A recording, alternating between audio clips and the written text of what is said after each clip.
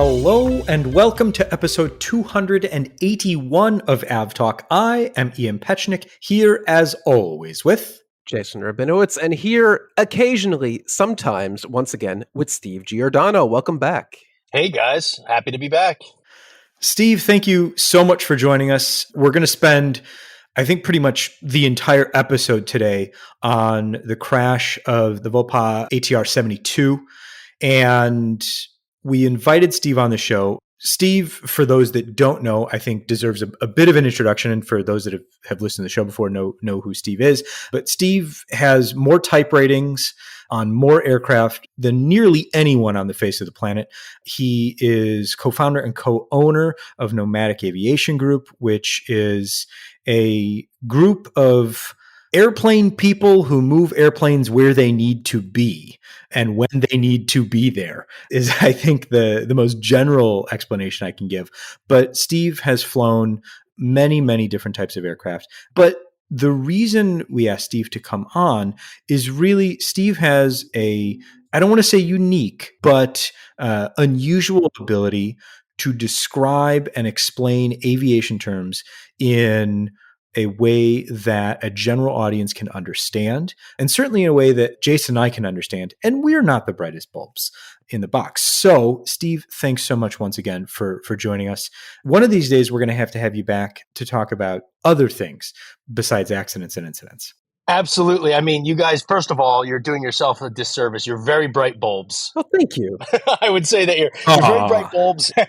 And I always enjoy a conversation with you guys. And yes, let's talk about happy things sometime. But I think it is very important that we discuss these things when terrible things happen as well, because in this media environment that we live in, a lot of false information runs rampant. And I mean, let's be honest. I mean, especially this particular incident, which, as soon as I saw the video and I saw how clear and obvious and frightening the video looked of that ATR falling from the sky, I mean, there's no looking at that and having any sense of comfort about flying whatsoever. And turboprops historically get a bad rap. People are more afraid of smaller aircraft, regional aircraft, and it's frightening. I mean, the quality of the images was very good quality, and seeing something like that is just absolutely terrifying. And I think we need to talk about it, in a sober way and in a way that kind of addresses all the possibilities, but at the same time really allows people to take a step back and not rush to any type of judgment, which is so important when it comes to aviation accidents. Absolutely. I think what we need to do here is discuss the facts of what we know and the themes around the basics of flying, basically. What is a stall and what is a flat spin and what is icing and what's the impact on the airplane? Because we don't know a lot right now. We know the basics of what happened. We saw the video, which really kind of sidelined me for the rest of the day. If you haven't seen it, maybe don't watch it. Do yourself a favor, because it's not great. But you're right, Steve, in that airline passengers do have a fear of turboprops, especially here in the US, where there are basically next to none in commercial service with the major airlines. You have Silver, and that's about it. The majors, it would probably be a good fit for them, but you just don't see it in operation. But let's talk about what happened. Ian, do you want to take us through the hard facts of what happened? So on the 9th of August, Flight 2283 left Cascavel for Sao Paulo. They departed at 11:58 local time and climbed up to a cruising altitude of 17,000 feet, 24 minutes into the flight. While cruising towards Sao Paulo and nearing Sao Paulo at 17,000 feet at 1621 UTC, so about 90 minutes into the flight, the ADS-B data that we received indicates a brief loss in altitude, followed by a sharp gain in altitude, followed by what was a steep and then terminal descent. From the ADS-B data combining with the video data or the video evidence that Jason, Steve, and I have all seen, and Jason had mentioned this before. If you haven't seen it, you don't have to. But the video evidence shows the ATR 72 in a flat spin, a counterclockwise flat spin. The descent rate that the ADS-B data provides is based on the barometric change that the aircraft itself computes. So it's the instantaneous computation of the barometric descent rate or barometric rate of change. It's not an average feet per minute rate of change. So it's computing instantaneously over and over and over again. But they were at 17,000 feet when whatever happened. And the final data received from the aircraft was 89 seconds later. The ADS-B data also included valid true airspeed data. It did not include valid ground speed data for this particular aircraft. And that's because of how the transponder was sending the set of data that it was sending. So it was sending good altitude information, good position information, and good true airspeed information. It was not sending good ground speed information. But the true airspeed shows a gradual slowing before, as whatever happened began to happen at about 1621 UTC.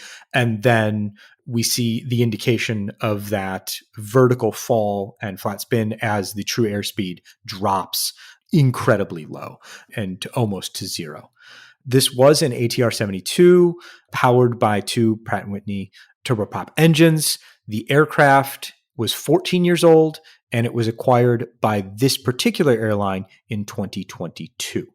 So that's all we know about the flight and the aircraft.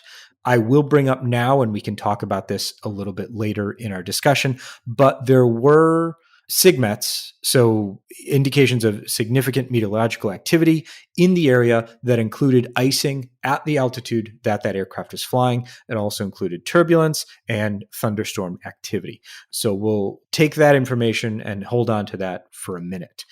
This is where I want to bring Steve back in and talk about what we saw in the video. So we saw an aircraft that was falling nearly vertically and it was spinning. So Steve, can you explain kind of what is a stall and then how can that develop into what we saw in the video?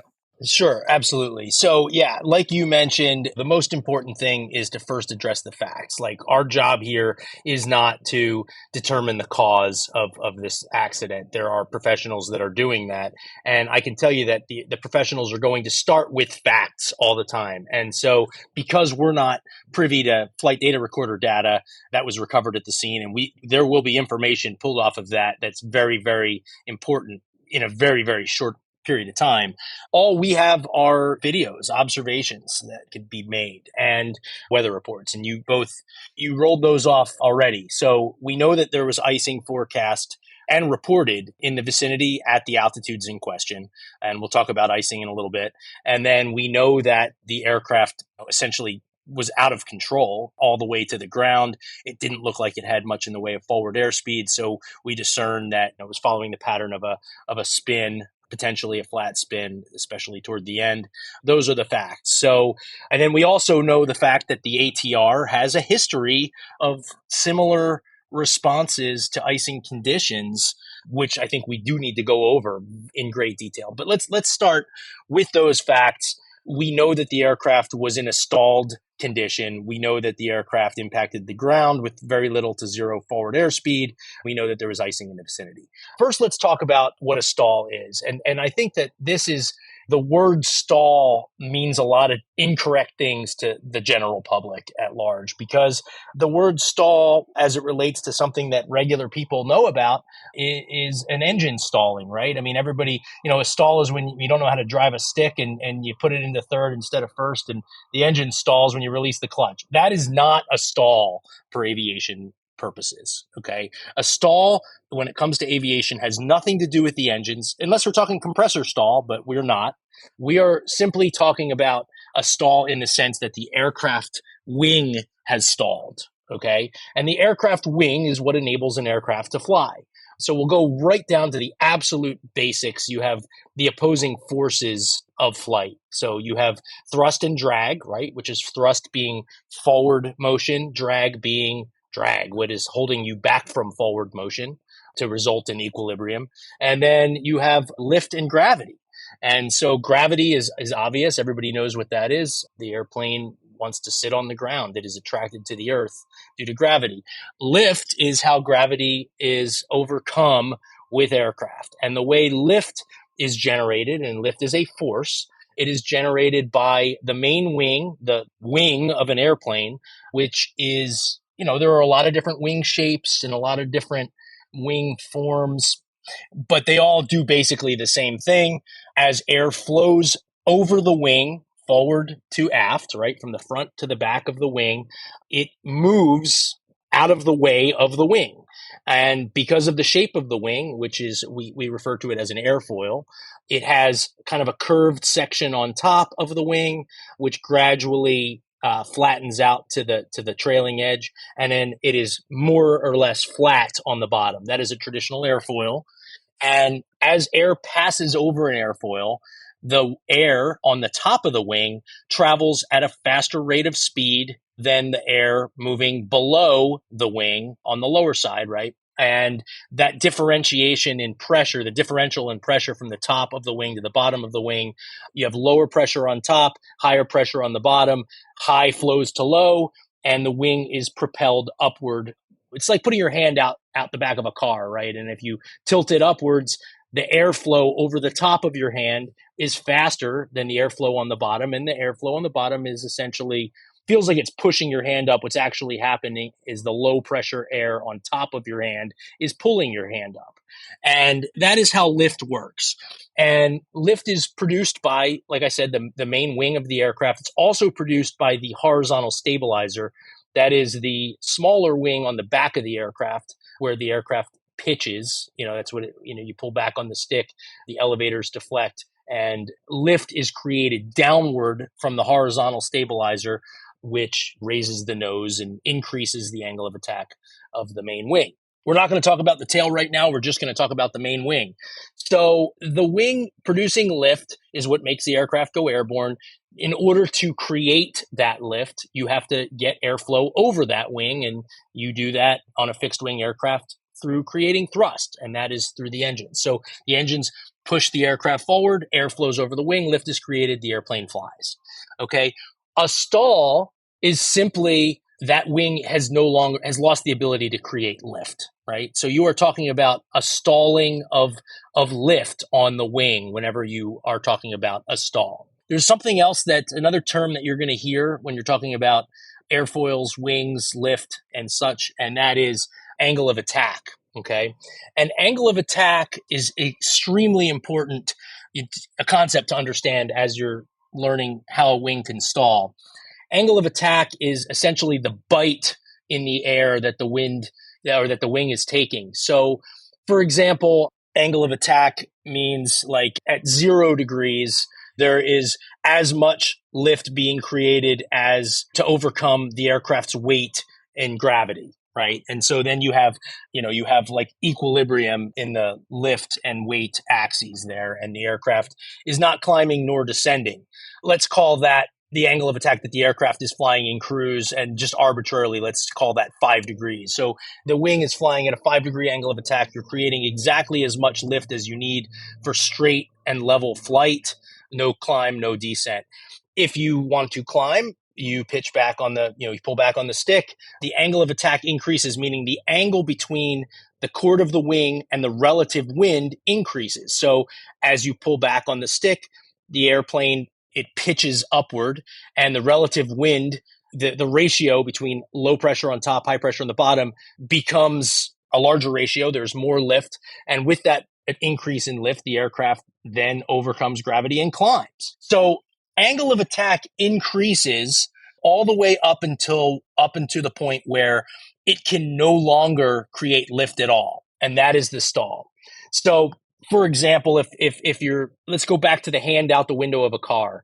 Okay. You pitch your hand up, you increase the angle of attack, right? The relative wind is coming from a steady location.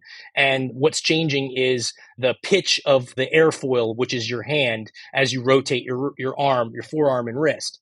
And as you increase that pitch, you can feel that lift increasing. Well, ultimately, there's going to come a point where your hand is at such a high relative angle to the wind, right? Such a high angle of attack that your hand just drops because lift is no longer being created.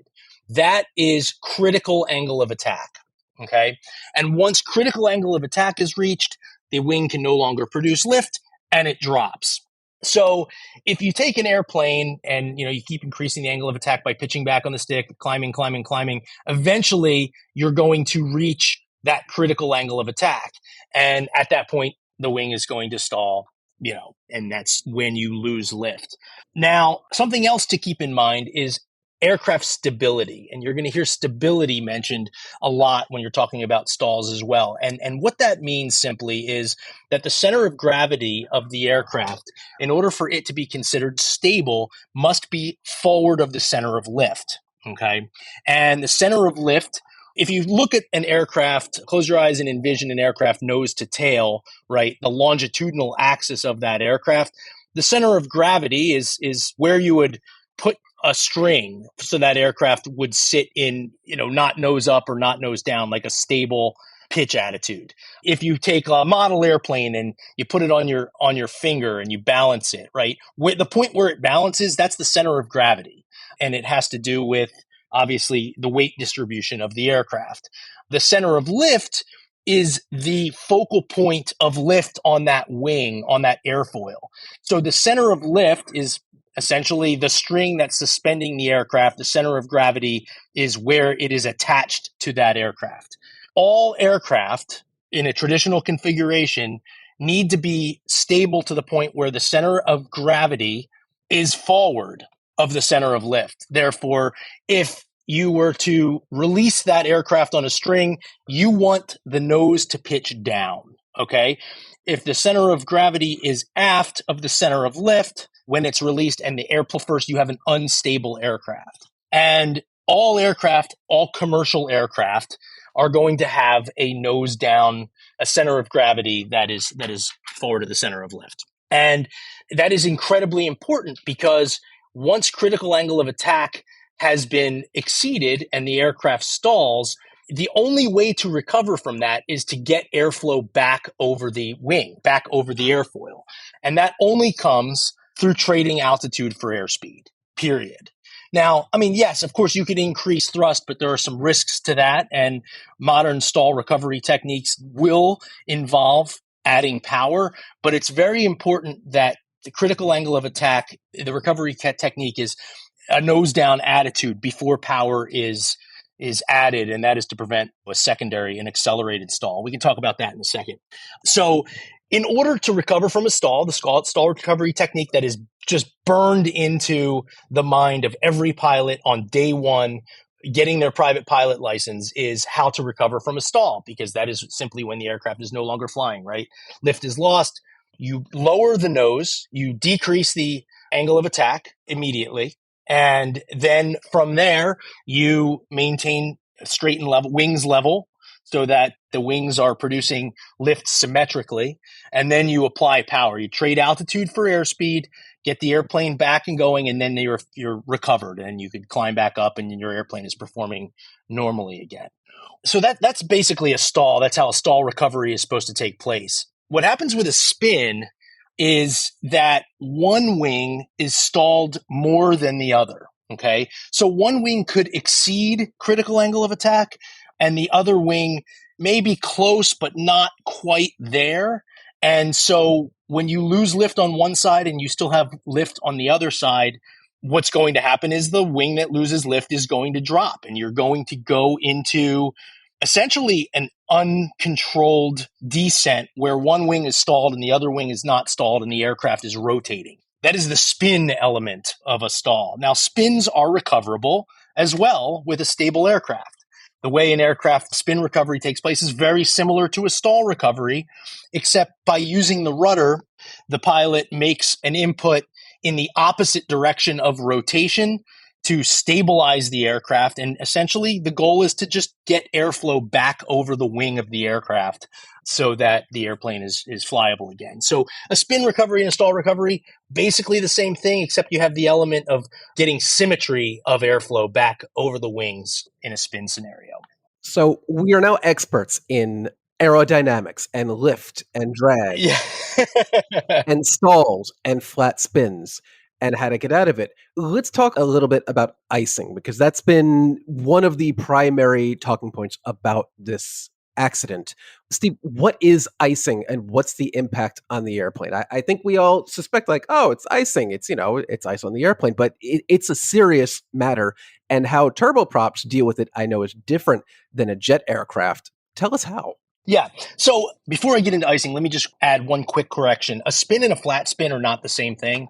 A spin is, as I described, a flat spin would be the same thing with the exception that the aircraft is unstable, right? So the nose does not point down and it becomes difficult, if not impossible, to lower the nose and regain that airflow and that control, right? A flat spin, the aircraft is in a spin, but it is turning flat and the nose is not dropping to permit that airflow to come back. So, and I will also say that I haven't seen enough evidence to say that this aircraft was in a flat spin. It looks like in the final moments it was in a flat spin.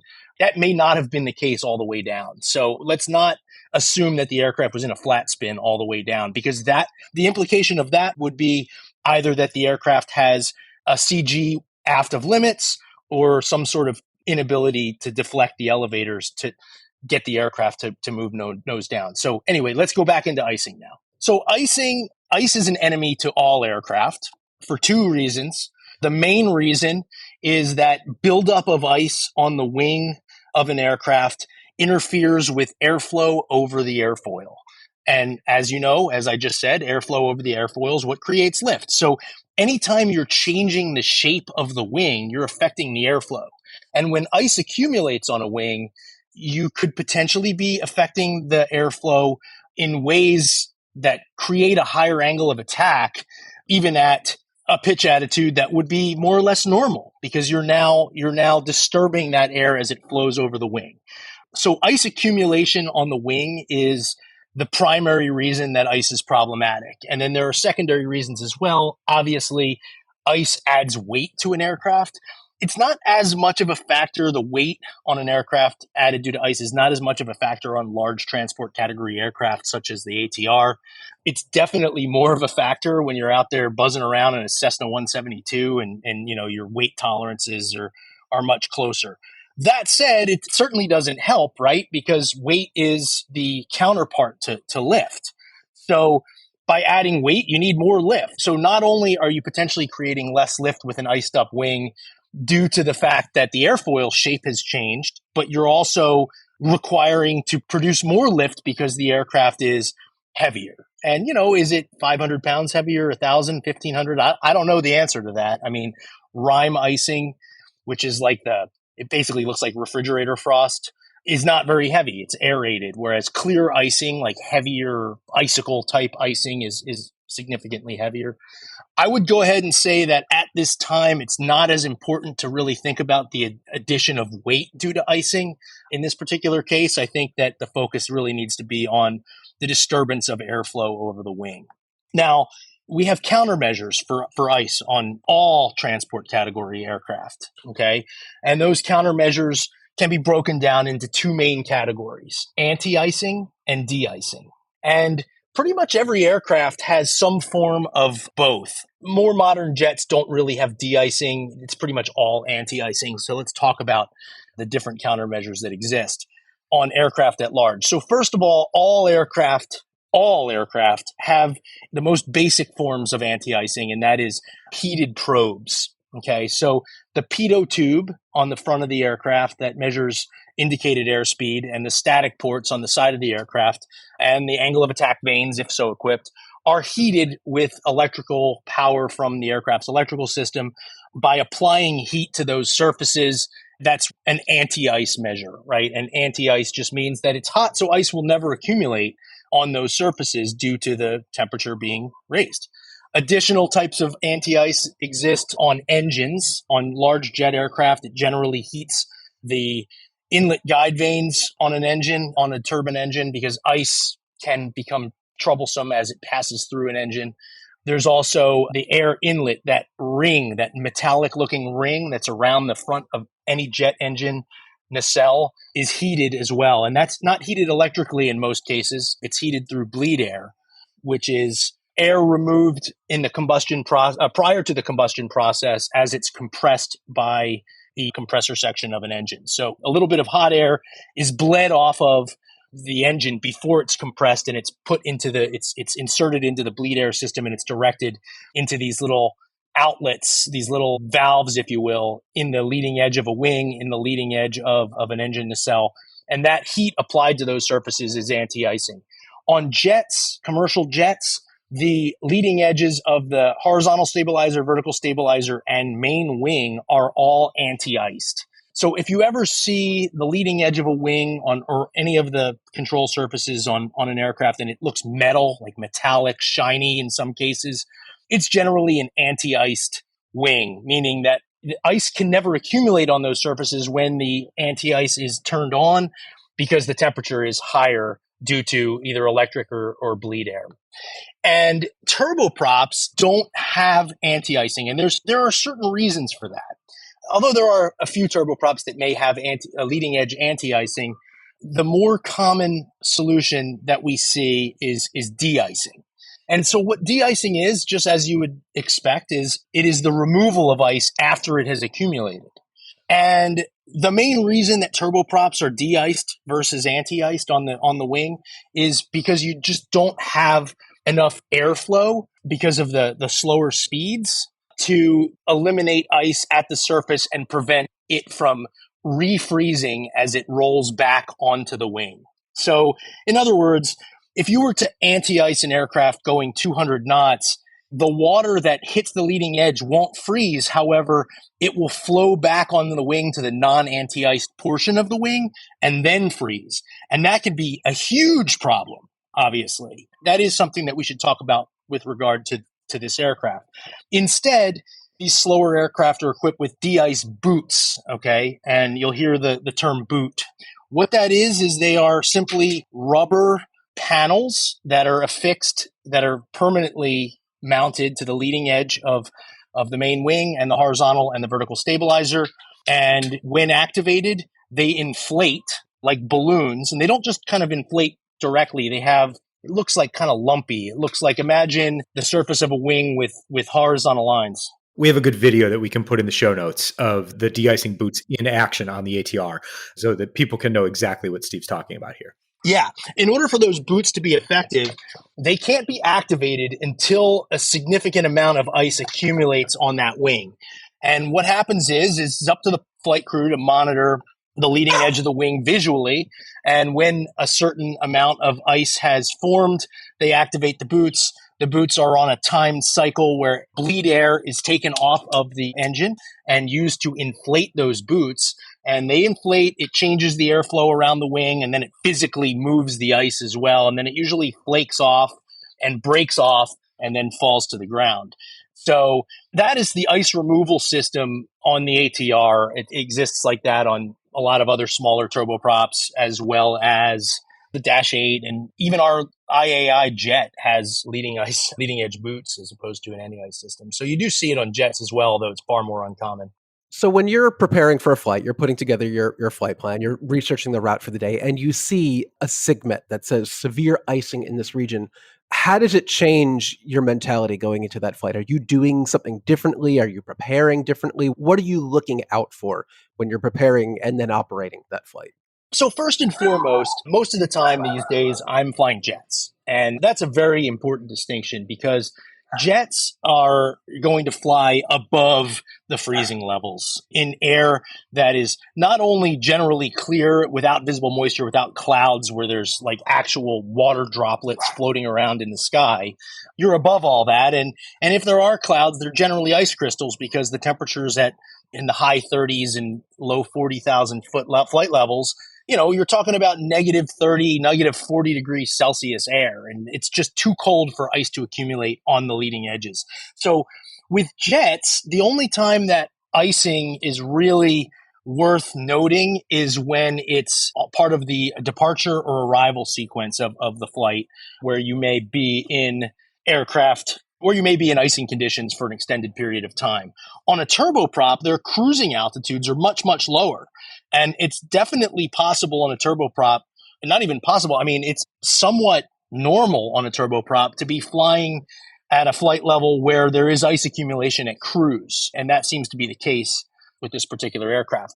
Yeah, this aircraft was cruising at, I think, only 17,000. So they were right in the sweet spot for icing. Right in the center of it. Absolutely. And it is, I don't care what kind of aircraft you're in, you never want to spend any time in a place where severe icing, I mean, any icing, let alone severe icing, is being reported. And, again, back to the de-ice and anti-ice, in jets, it's also not quite as critical because, we have anti-icing systems, and we're also not only does ice never accumulate on jets, we're only in the icing environment for the most part for a much, much more limited amount of time.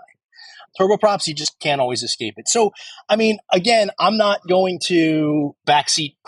I'm not going to make any necessarily observations about what they did or didn't do.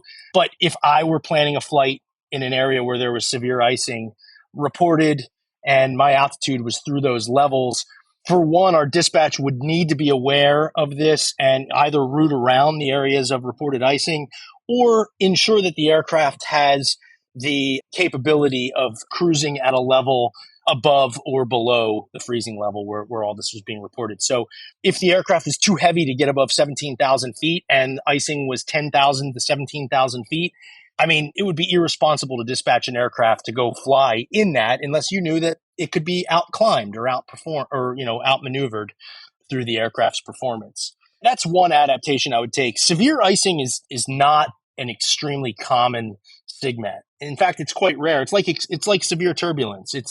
You see it, but not very often. And when you see it, it should set off alarm bells in the pilot's mind. Yeah, and in this case, some of the few facts we do have out of Brazil do indicate that this aircraft did have all of its systems operational for this flight. So it's not like they knowingly dispatched this aircraft without any de-icing equipment. So we do know that at least. It's one of the few facts we do have. And more, of course, will be trickling out as they did recover the flight data recorder and the voice recorder as well. Well, let's talk real quick about icing and how icing has in the past led to accidents that looked very similar to this. So, and there's another form of icing, tailplane icing, which was implicated in the Colgan crash, the Q400, as well as the crew was blamed extensively in that particular accident because they did not appropriately initiate a proper stall recovery technique. So one theory leading to what could have possibly happened here, how this aircraft could have gotten into a stalled state, is if icing initiated the stall, the likelihood that it was not recognized until it was too late is pretty high. And I say that because I guess there was reports that there was a radio transmission by the crew stating that they were in ice and they were looking for a change in altitude. Okay. So they were aware that there was icing. But the severity of this situation, it doesn't seem that it was on the forefront because any pilot can deviate from a clearance by declaring an emergency, right? So if the crew had reached a point where it was a dire emergency to get out of the ice, you just get out of the ice and answer to ATC later. I don't know. I mean, again, I haven't heard much beyond the reports of that the crew did request an altitude change due to icing. But in this particular case, one of the things that we see time and again, especially in turboprops, is pilots cruising with the autopilot engaged aren't necessarily getting the feedback, the touch feedback that the aircraft could be increasingly taking on a very significant amount of ice. And so that's one thing that immediately stands out was the autopilot engaged. That's one of the things that the investigators will focus on early. And I am not actually type rated on the ATR. I'm type rated on the Dash 8, which is similar in a lot of ways. But I have read that since some previous accidents, the ATR procedures have mandated that flight in icing conditions is made with the autopilot disconnected. And that is for that, essentially haptic feedback, right, from the controls. That's interesting because, I mean, we can also, you mentioned the Colgan flight, but we can go back to 1994 and the American Eagle flight that crashed on its way to Chicago. And icing was also implicated heavily in that crash. So, I mean, it's when coupled with, as Jason mentioned, a lot of aircraft or a lot of airlines in the US could benefit from turboprop usage. That was really the deciding factor and has been for the lack of turboprop usage in US airlines. And Steve, before we started recording, you kind of mentioned you wanted to talk about trade-offs in aircraft design and how aircraft are designed for specific missions. And I think this is kind of a good way to move into that and how we talk about what is the mission profile of a particular aircraft and how do those trade-offs work? Absolutely. And this kind of is something that I hold dear to me, this concept, because you see a lot of people, and this going back to the 737 MAX, and I mean, not to get into too many examples of how this happens, but people are very quick to point out a particular aircraft as a bad aircraft. And I think that that's a bad description for any aircraft. Aircraft are purpose built. Okay. And when you're dealing with the laws of physics, everything is a trade-off. Literally everything is a trade-off.